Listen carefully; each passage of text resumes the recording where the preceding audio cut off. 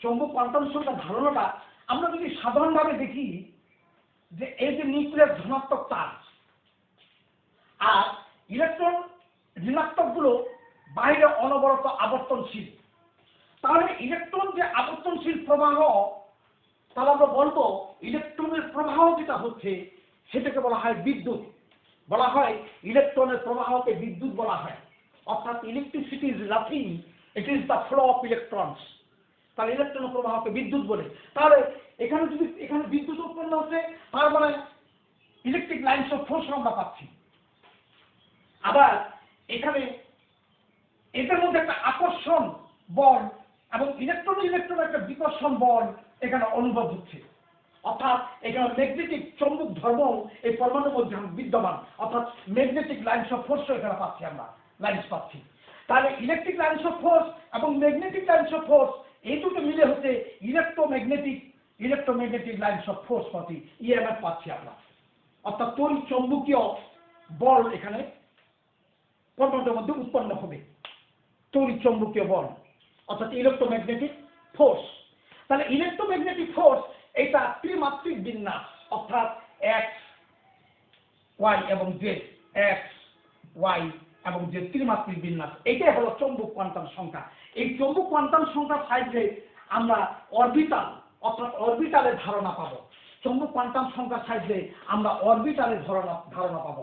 Orbital জিনিসটা আবার কি? অরবিটাল হইল যে এই যে উপশক্তি স্তরগুলো ইলেকট্রন কোথায় কোথায় বেশি ঘনীভূত হচ্ছে, অর্থাৎ ইলেকট্রন প্রাপ্তির যে জায়গাটা সেটা হলো orbital. Maximum density of electron ওইটা হলো তোমার অরবিটাল। অরবিটাল আমরা কেমন করে পাবো?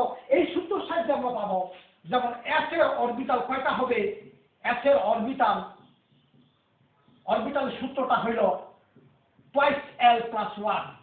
তাহলে আমরা এল এর মান জানি, এল এস যখন হবে, এল যখন 0 তাহলে 1, তাহলে এস এর অরবিটাল হবে একটি।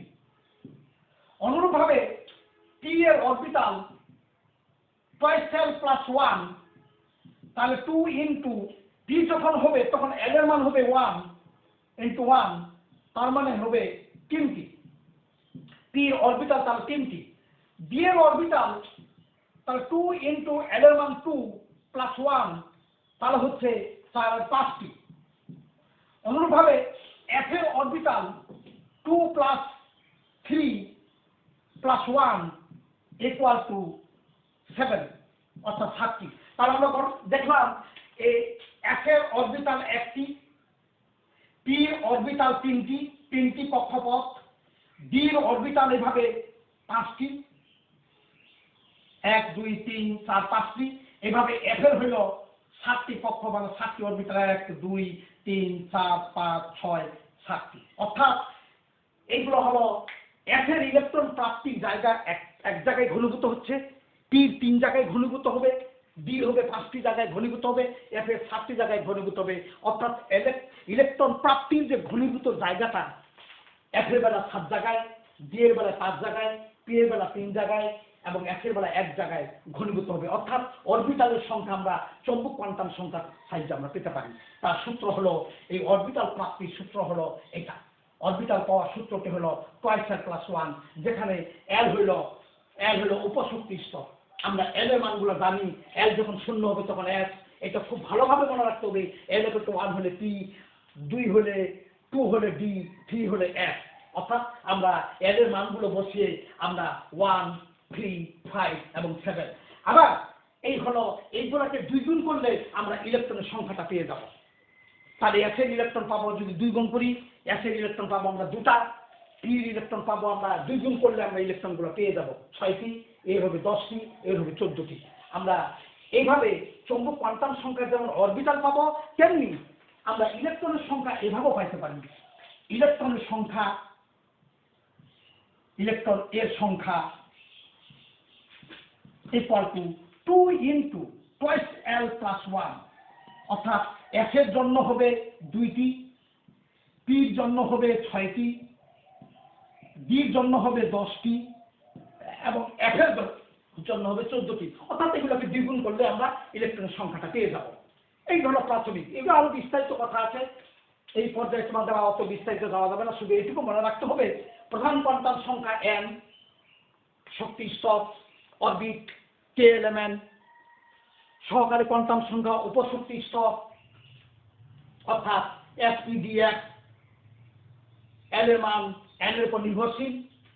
আবার 3 নম্বরে চৌম্বক কোয়ান্টাম সংখ্যা ইলেকট্রন ত্রিমাত্রিক বিন্যাসের ধারণা দেয় এবং সেখান থেকে আমরা অরবিটালের ধারণা পাই। অরবিটাল হইল ইলেকট্রন কোথায় কোথায় বেশি ঘনীভূত হচ্ছে, এসের বেলা এক জায়গায় ঘনীভূত হবে অর্থাৎ অরবিটাল একটি, পির 3টি, ডির হলো 5টি, এফের হলো 7টি। এইভাবে আমরা চৌম্বক কোয়ান্টাম সংখ্যার সাহায্যে আমরা অরবিটালের ধারণা করতে পারি, এটা হলো তাৎপর্য। এবার স্পিন কোয়ান্টাম সংখ্যা হইল ইলেকট্রন ঘড়ির কাঁটার দিকে, স্পিন কোয়ান্টাম সংখ্যাকে এস দ্বারা প্রকাশ করা হয় অর্থাৎ S = +-1/2। ঘড়ির কাঁটার দিকে ঘুরলে আমরা পড়ব +1/2 বা -1/2 ধরতে পারি, আর ঘড়ির কাঁটার বিপরীত ধরলে তার বিপরীতটা ধরব অর্থাৎ -1/2। অর্থাৎ ইলেকট্রন ঘূর্ণনের দিক, স্পিন কোয়ান্টাম সংখ্যা ইলেকট্রন ঘূর্ণনের দিক S = +-1/2। এখন আমরা এরপরে যাব যে এই কোয়ান্টাম সংখ্যা থেকে কিভাবে ইলেকট্রন বিন্যাসের ধারণা আমরা বিস্তারিতভাবে পাই। যেমন ধরি আমরা যখন n হচ্ছে, আমরা একটু n = 1 যখন হচ্ছে তখন দেখছি আমরা n হচ্ছে 0 মানে n-1, তখন উপশক্তি স্তর মাত্র একটি অর্থাৎ 1s। তখন ইলেকট্রন এর অরবিটাল পাচ্ছি একটা, এস এর অরবিটাল একটা, আর ইলেকট্রন পাচ্ছি দুটা, তাহলে 1s2 ব্যাস।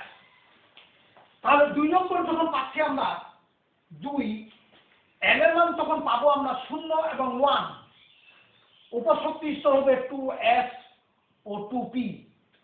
তখন অরবিটাল হবে এর একটি 3টি অরবিটাল মোট হবে 4টি।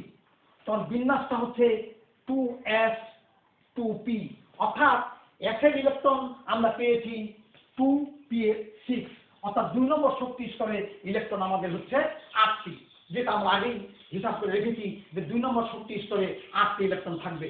অনুরূপভাবে আমরা যদি দেখি n যখন 3 তখন l এর মানগুলো হচ্ছে 0, 1 এবং 2।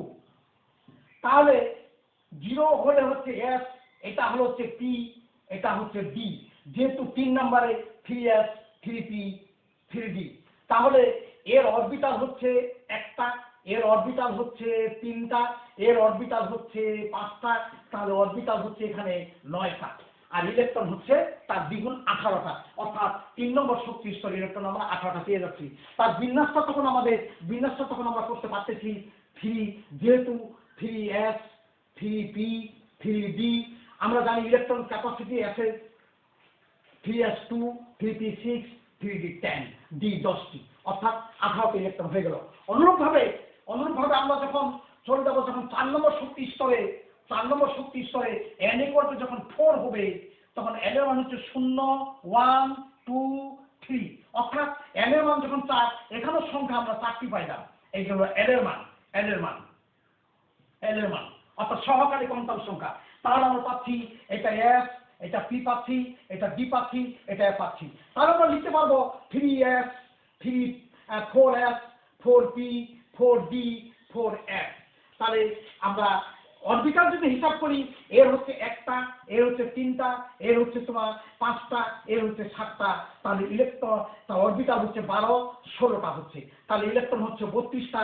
তাহলে দেখি 4s 4p 4d 4f, তাহলে 4s2 4p6 4d10 4f14 অর্থাৎ ইলেকট্রন 3 নম্বর শক্তি স্তরে ইলেকট্রন 4 নম্বর শক্তি স্তরে ইলেকট্রন 32টা, আমরা ওখান থেকে 32টা পেয়ে যাচ্ছি। এইভাবে আমরা এই 4টা কোয়ান্টাম সংখ্যার সাহায্যে প্রধান শক্তি স্তর অরবিট, সহকারী শক্তি স্তর SPDF এবং অরবিটালের ধারণা f এর 1টি, p 3টি, d 5টি, f এর 7টি ইত্যাদি আমরা অরবিটালের ধারণা চৌম্বক কোয়ান্টাম সংখ্যা থেকে পাই। আর স্পিন কোয়ান্টাম সংখ্যা চতুর্থ যেটা, সেটা ইলেকট্রন ঘূর্ণনের দিক অর্থাৎ ঘড়ি কাঁটার দিকে এবং ঘড়ি কাঁটার বিপরীত দিকে অর্থাৎ x=±12। এইভাবে আমরা এই 4টি কোয়ান্টাম সংখ্যার সাহায্যে ইলেকট্রন বিন্যাস আমরা করা আমাদের পক্ষে সম্ভব হবে। আবার আলোচনা করি। n=1, 1s, n=2s, 2p, n=3, 3s, 3p, 3d, n=4, 4s, 4p, 4d, 4f। অর্থাৎ প্রধান শক্তি স্তরে প্রধান শক্তি স্তরে ইলেকট্রন 2টি আমরা পেয়ে গেলাম 2টি। দ্বিতীয় শক্তি স্তরে ইলেকট্রন 8টি আমরা পেয়ে গেলাম। এখানে পেয়ে গেলাম আমরা 8টি ইলেকট্রন পেয়ে গেলাম 8টি। তারপরে তৃতীয় শক্তি স্তরে 18টি, তারপরে চতুর্থ শক্তি স্তরে 32টি। আমরা এই বিন্যাস থেকে আমরা পেয়ে গেলাম 32টি। তাহলে প্রথম শক্তি স্তরে একটি সাব এনার্জি লেভেল, 2 নম্বর শক্তি স্তরে 2টি সাব এনার্জি লেভেল, 3 নম্বর শক্তি স্তরে 3টি সাব এনার্জি লেভেল এবং 4 নম্বর শক্তি স্তরে 4টি সাব এনার্জি লেভেল অর্থাৎ উপশক্তি স্তর ধারণা দিল সহকারী কোয়ান্টাম সংখ্যা, আর প্রধান কোয়ান্টাম সংখ্যা ধারণা দিল n, আর অরবিটালের ধারণা দিল চৌম্বক কোয়ান্টাম সংখ্যা, আর ইলেকট্রনের দিক ধারণা দিল স্পিন কোয়ান্টাম সংখ্যা। এই হলো 4টি কোয়ান্টাম সংখ্যার সাহায্যে কিভাবে আমরা ইলেকট্রন বিন্যাস করতে পারবো সেই সম্পর্কে আমরা এরপরে এক একটি মৌলের ইলেকট্রন আমরা বিন্যাস করে দেখবো। যেখানে ব্যতিক্রম হবে সেখানে আবার আরেকটা থিওরি আছে, সেটা হলো আউফবাউ নীতি। এরপরে আমরা আউফবাউ নীতি সম্বন্ধে আলোচনা করব।